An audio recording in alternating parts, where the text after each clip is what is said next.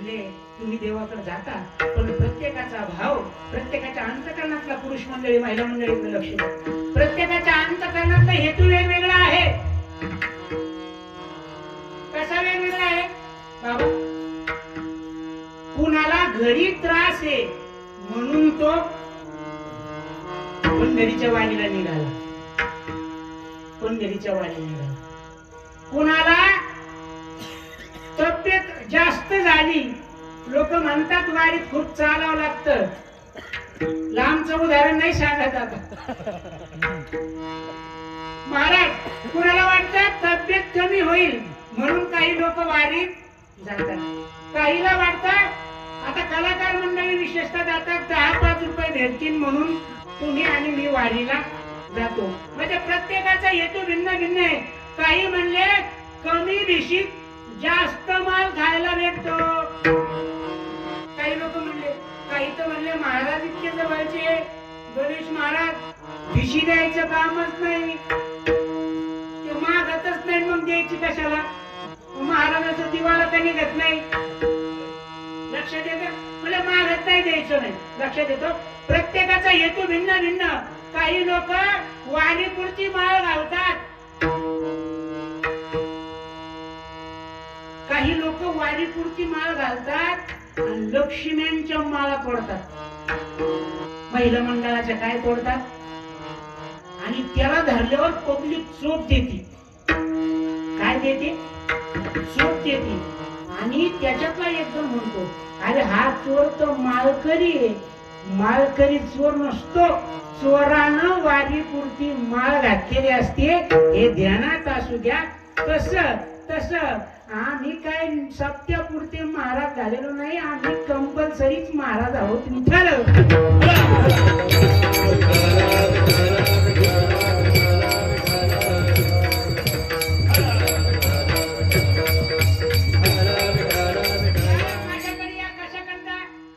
म्हणजे मी काहीतरी महत्वाचं सांगणार आहे आणि म्हणजे ठीक आहे ना.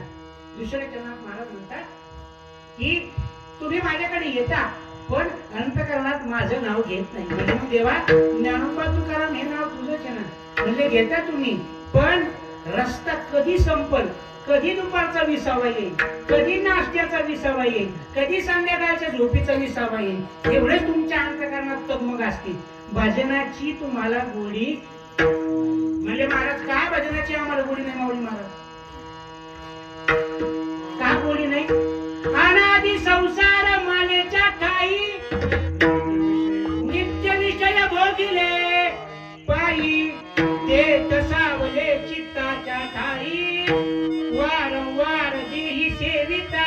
म्हणजे आम्हाला अनादि काळापासून विषय भोग भोगायची, पोटाची भूक भागवायची, आमच्या लेकरा बाळांना जपायचं, आमच्या परिवाराला जपायचं, ही सवय लागली. आणि मग आम्हाला पुढे तुझं भजन गोड लागलं नाही देवा. म्हणजे एकदा घेऊन पहा. म्हणजे कसं आहे ज्ञानोबा सांगतात, राम रसाची चवी आल रस पचती किंवा रुचती केवी, ये रसा मरण गाठी ये रतुती संसारे. एक रस महाराज देवाला जवळ आणतो आणि एक रस संसाराला तोडतो. सगळं गोड तुम्ही जीवनात घ्या, कुठलाही पदार्थ का. आता काल शिरा खाल्ला, परवा काहीतरी खाल्लं, त्याच्या परवा जिलबी खाल्ली. किती गोड शरीरात घेतलं, किती गोड खाल्लं की हळूहळू एक दिवस साखर नावाचा, शुगर नावाची बिमारी होती, आजार होतो. आणि मग आपल्याला डॉक्टर सांगतो काय करा, गोड खायचं. मग तो साखर कारखान्याचा चेअरमन असू द्या, नाही तर मग डायरेक्ट महाराज तो तिथं ऊस आणणारा गडी असू द्या, गोडाला सुद्धा साखर बंद म्हणजे बंद. तसं जीवाचं आहे महाराज. जीवानं इतकं गोड खाल्लंय आयुष्यात, इतकं गोड खाल्लंय, यानं आपल्याला शुगर होईल. म्हणजे बाकीचा गोड घेतला माऊली महाराज, मरण लवकर येतं. बाकीचं गोड जेवणात घेतलं की मरण लवकर येतं, आणि देवाचं नाव गोड घेतलं का मरणच मरतं, मरणच मरतं, मरणच मरतं. मरण माझे मरून गेले, मरण माझे मरून गेले,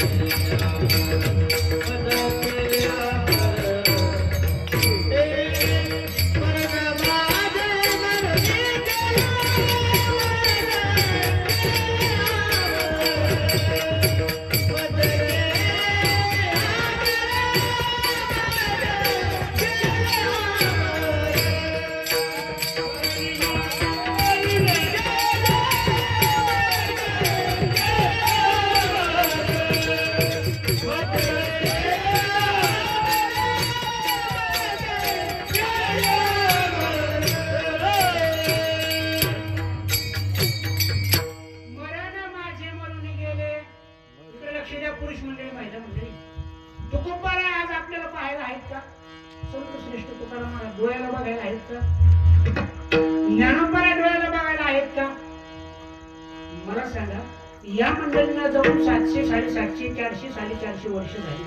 आपल्याला आपल्या पंजोबाचं खापर पंजोबाचं निपर पंजोबाचं नाव माहिती नाही, पण ज्ञानोबारायाच्या वडिलाचं नाव विठ्ठलपंत होतं आणि तुकोबारायाच्या वडिलाचं नाव गुरुबा होतं. हे आपल्या सर्वांना माहिती. याचं कारण काय? हे लोक या क्षेत्रात अमर झाले. कसे झाले? अमर झाले. ना अमर माणसाला कसं होत आहे महाराज? देवाच्या नावानच तुम्हाला आणि मला अमर होत आहे महाराज. देवाचं नाव गोड आहे, देव आम्हाला जवळ बोलवतो, देवाचं नाव गोड घेण्याकरता. मग असं नाव महाराज आजपर्यंत गोड कोणी घेतलंय का? त्याचं एक्झाम्पल द्या महाराज. त्याचं एक्झाम्पल, त्याचं उदाहरण अभंगाच्या प्रथम चरणात येत आहे. देवगुज सांगे पंढरी, देवगुज सांगे पंढरी,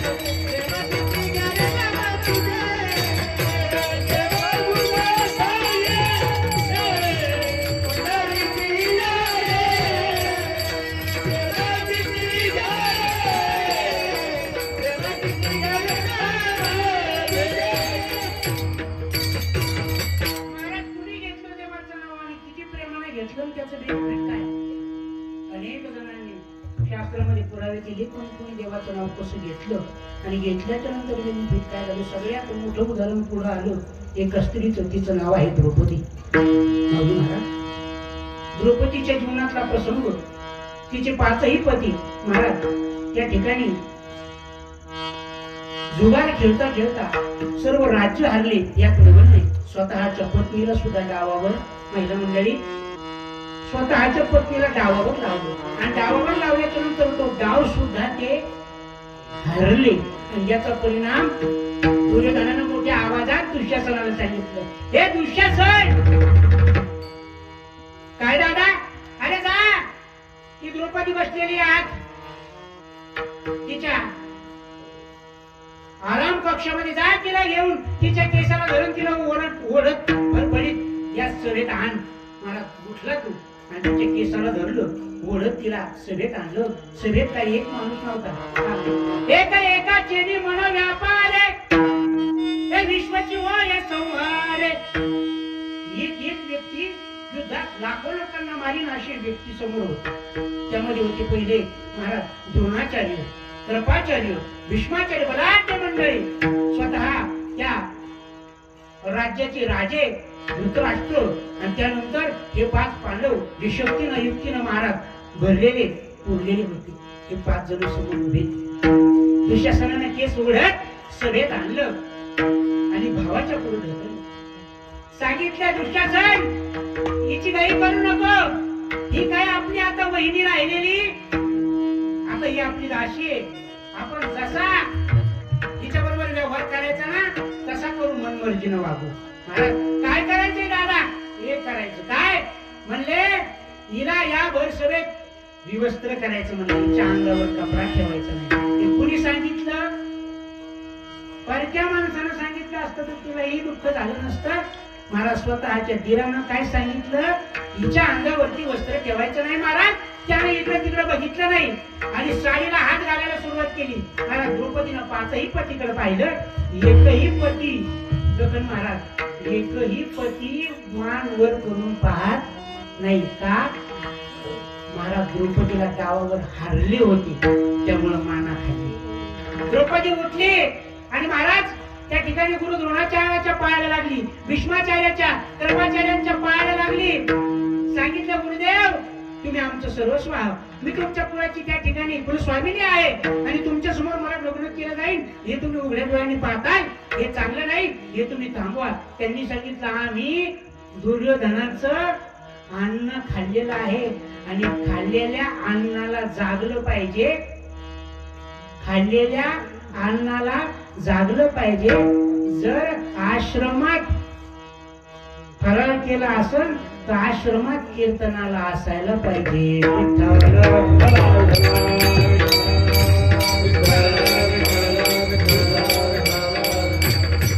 कुणीही तिची मदत करत नाही आणि दुःशासनानं तिचा पदर हातात घेतला. महाराज एक हात तिचा देवाकडे, देवाकडे, हे भगवंता आता हे पाच पती मला वाचवणार नाही. हे द्रोणाचार्य, कृपाचार्य, भीष्माचार्य, हे धृतराष्ट्र, हे माझे सासरे, हे माझ्या वडिलाच्या ठिकाणी, मी यांच्या मुलीच्या ठिकाणी, पण हे मला आता वाचवणार नाही. मला वाचवणार आहे हे भगवंता.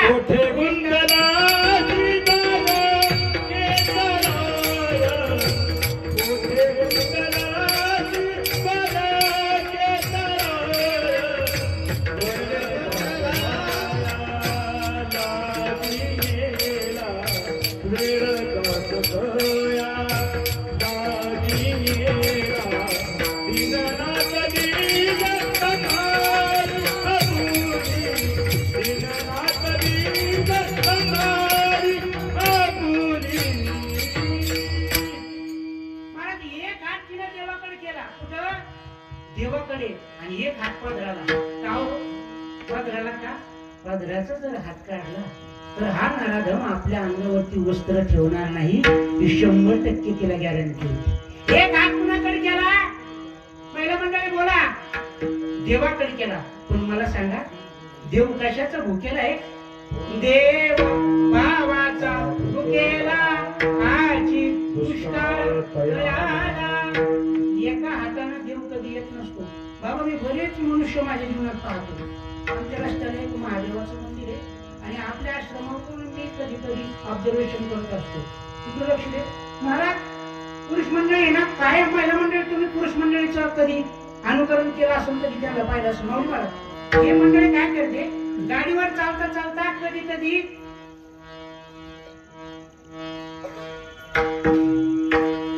देवाचं मंदिर दिसलं रस्त्यानं,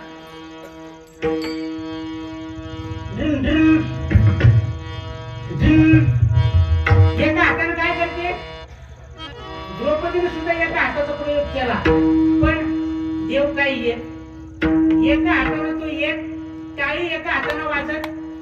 तुम्ही जर फराळ केला असेल आणि कीर्तनाला थांबत नसतात तर तुमची सुद्धा देव टाळी ऐकणार.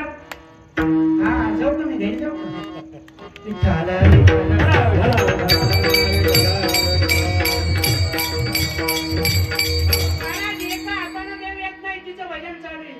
कृष्ण कृष्ण कृष्ण कृष्ण कृष्ण चक्रधारी, कृष्ण कृष्ण कृष्ण कृष्ण कृष्ण चक्रधारी, कृष्ण कृष्ण कृष्ण कृष्ण चक्रधारी, कृष्ण कृष्ण कृष्ण कृष्ण चक्रधारी. धाव लवकरी आता धाव लवकरी, धाव लवकरी आता धाव लवकरी, धाव लवकरी आता धाव लवकरी, धाव लवकरी आता धाव लवकरी. जगाच्या मालकानं तिच्याकडे बघितलं म्हणजे खऱ्या अर्थानं एका हातानं आपल्याला हात जोडती, पण हात काही खऱ्या अर्थानं जोडला तर महाराज जोडलेला नाही. मग केला. आता काही एका हाताने जगाचा मालक येणार, आपल्याला आपल्या आबरूचा विचार न करता आपल्याला दोनही हात वरती करावे लागणार. महाराज पदराचा हात काढला आणि देवाला जोडला. कशाचा हात काढला? पदराचा हात काढला. ही गोष्ट सोपी नाही हा, ती द्रौपदीनेच करू झाली. पदराचा हात काढला आणि देवासाठी ज्यावेळेस जोडला, मला जगाचा मालक तिथं आला आणि जगाच्या मालकानं पाहिलं ही नेहमी आपलं भजन करते. द्रौपदी, अर्जुन, पांडव नेहमी आपलं भजन करतात, पण यांचं चांगलं चालू असताना हे नेहमी भजन करतात, पण यांच्यावर वाईट प्रसंग आल्याच्या नंतर हिच्या मनात काय चालतं एकदा तपासलं पाहिजे. देवाची टोकाची तपासणी पहा, ही डोळ्याची तपासणी नाही. आज डोळ्याची तपासणी झाली ना, मला ती तर गरजेचीच आहे, कारण ती जर झाली नाही तर देव दिसत कसा? आपल्याला गणेश महाराज दिसले पाहिजे, बाबा दिसले पाहिजे, आपले दत्तप्रभू दिसले पाहिजे, आपल्याला रेवणनाथ प्रभू दिसले पाहिजे. दिसले नाही, बाबाच्या आशीर्वादाने भेटले पाहिजे. त्याच्याकरता काय लागतं? अमृत दृष्टी लागते. महाराज देवानं तिच्या अंतःकरणात जाऊन सूक्ष्म झाली. देव बोलू मामा सूक्ष्म आणि अंतःकरणात प्रवेश केला. या द्रौपदीची साडी कोण ओढतं? कोण? त्याचं नाव दुःशासन. म्हणजे या दुःशासनानं हिला ओढीत आणलं, त्याला ती शिवाय देते का? देवाची तपासणी पहा. दुःशासनाला द्रौपदी शिवाय देत नाही. म्हणजे या दुर्योधनानं या द्रौपदीची ही अवस्था केली. या दुर्योधनाला ती मनातल्या मनात शिव्या देते का? मनात ती शिव्या देत नाही. महाराज तिने विचार केला, इथं तिचा सासरा बसलाय, तो सासरा याच्यावर आवर घालीत नाही, त्या सासऱ्याला ती शिव्या देती का? ती सासऱ्याला शिव्या देत नाही. तिने विचार केला. देवानं द्रोणाचार्य, कृपाचार्य, भीष्माचार्य बसलेत, बलाढ्य लोक बसलेत, यांनी थांबवलं तर हे थांबवलं, पण हे थांबत नाही. ही या तिघांना शिव्या देते का? म्हणजे नाही, तिघांनाही शिव्या देते. म्हणजे मग ही पांडवांना शिव्या देते का? मुडद्यांनो, 5 नवरे तुम्ही माझे, पण एक सुद्धा माझी त्या ठिकाणी लाज राखण्याकरता पुढे येत नाही. या 5ला शिव्या देते का? तर ती 5ला शिव्या देत. म्हणजे दुर्योधन नाही, दुःशासन नाही, कौरव नाही, पांडव नाही, द्रोणाचार्य नाही, भीष्माचार्य नाही, कृपाचार्य नाही, या सगळ्यांचा मालक करता धृतराष्ट्र त्यालाही नाही. म्हणजे मग हिच्या मनात चाललंय काय? तिच्या मनात तपासून पाहिलं तर तिच्या मनात एकच चालू होतं, आत हरी बाहेर हरी, हरीने घर कोलिले. तिच्या हात काय चाललं होतं? पहिलं म्हणलं बोला, हात हरीचं नाम चालू होतं. हात कोणासाठी जोडले होते? हरीसाठी जोडले होते. देवानं महाराज तिची फाईल सही केली. तिच्या फाईलीवर देवानं सही केली. काय? हिच्या आत द्वेष नाही, हिच्या आत भजन, आणि हिच्या वरून सुद्धा भजन. देवानं फाईल सही केली आणि देवानं ठरवलं, आता हा हिची साडी ओढतो ना, आता आपण हिला साड्या द्यायच्या. काय द्यायचं? पहिलं म्हणजे काय द्यायचं? तुम्ही बोला, काय द्यायचं? साड्या द्यायच्या. कोणी विचार करा, दिलेली साडी आपल्याकडे पाहुणी आली, तिला जर साडी दिली तर ती दिलेली साडी नेसायला 1-2 मिनिटं तर लागते का नाही? बोला, 1 मिनिट बोला. पहिलं म्हणजे बोला, मी आणून घेईन. 1 मिनिट तरी लागतो का नाही? महाराज 1 मिनिट बरोबर आहे. महाराज देवाने विचार केला, हिला जर एक साडी दिली, आपल्याकडे साड्याला कमी नाही, आपणच कारखाने चालवतो. कारखाने कोण चालवतो? या कारणी मी पिता ज्ञानोपरा बोलतात, मग ब्रह्म ही माता, आपत्य पंडुसुता, जगदंब, हे सगळं माझंच म्हणले. काय? हे सगळं मी बनवलेलं, हे सगळं माझंही म्हणले, मीच तयार केले म्हणले. हे लुगडे सुद्धा, हिला साड्या लुगडे मी पुरवणार म्हणले. पण देवाने विचार केला, हिला जर हातात साडी दिली तर हा नारा धरून हिची साडी खेचतो. ही नेसणार कधी आणि हिच्या आबरूचं लक्षण होणार कधी? मग आम्ही महाराजांनी विचारलं, तेव्हा तुम्ही काय करणार? तेव्हा तुम्ही काय करणार? म्हणले आता हिला साडी द्यायची नाही. म्हणले मग? म्हणले मीच साडी होणार. मी काय होणार? म्हणजे हिच्या अंगावर लुगडं नेसले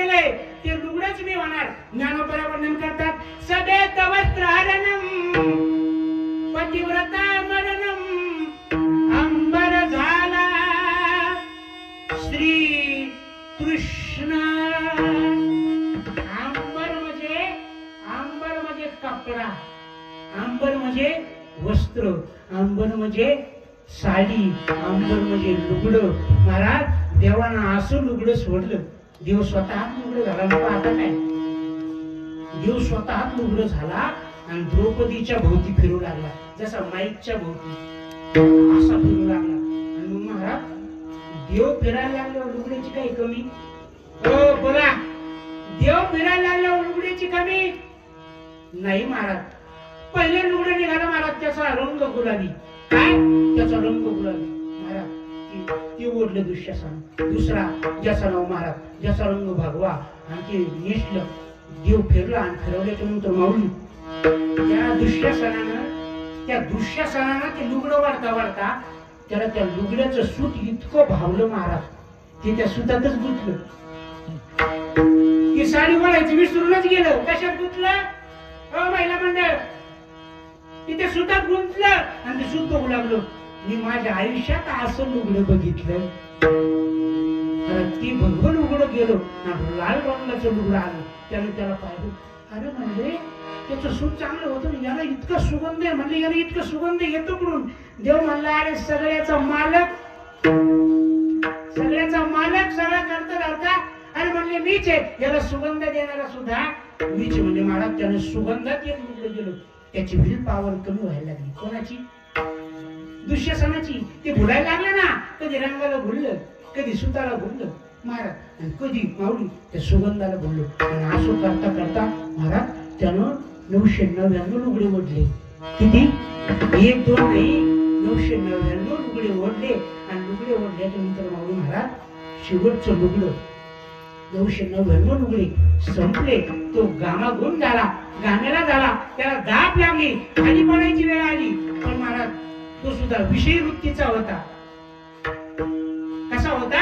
त्याच्या चित्तात चित्ती विषयाचे चिंतन ज्ञानपर आहे. बुद्धीचे विषयाचे ध्यान, विषयाला तळमळी मान, विषय अभिमान त्याने झाला. त्याला अभिमान झाला होता. कशाचा? म्हणजे हिला मी हिच्या अंगावर कपडा ठेवणार हा त्याला अभिमान होता. त्याने 999 ओढले आणि आता देवाची लुगडे संपले. का संपले? हे आशीर्वादानं मिळालेली लुगडी होती. ती पण गोष्ट सांगून जातो. आशीर्वादानं महाराज 999 संपले. आणि आता देवाने विचार केला, आता द्यायला तर काही नाही आपल्याकडे. मग देवानं खांद्यावरचा पितांबर काढला आणि द्रौपदीच्या अंगावर टाकला. द्रौपदीचं अंग झाकलं आणि त्याला हात घालायला दुःशासन गेला. कशाला? त्या पितांबराला.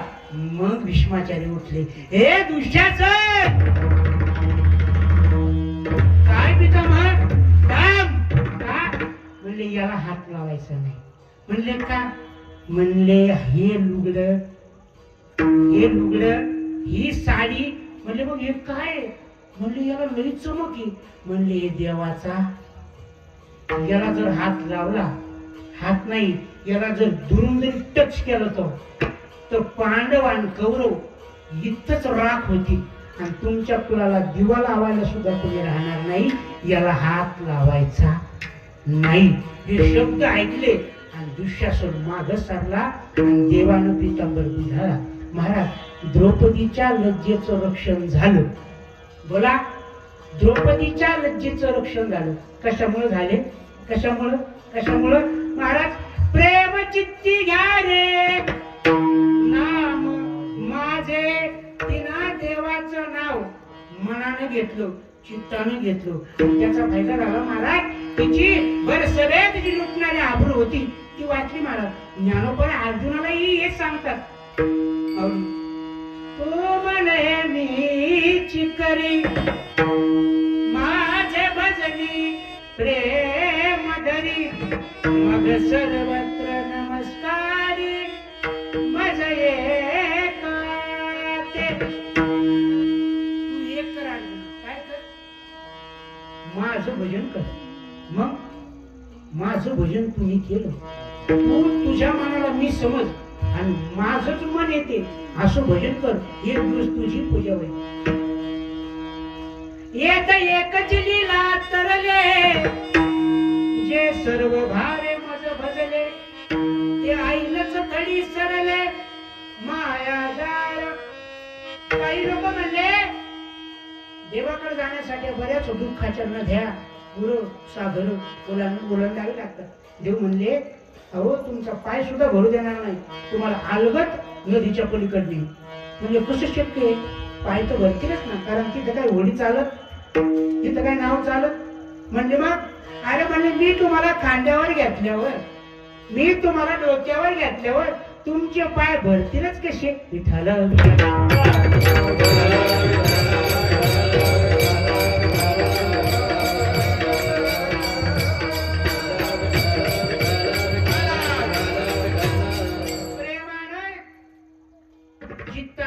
देवाचं नाव घेतलं की आपण तरल्याशिवाय राहणार.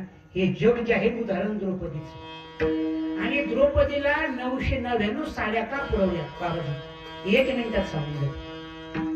दुर्वास नावाचे ऋषी गंगेवरती स्नानाला गेले आणि त्यांच्या अगोदर द्रौपदी आणि कुमारी अवस्थेत त्यांच्या मैत्रिणी स्नानाला गेल्या. महिला मंडळीकडे लक्ष द्या.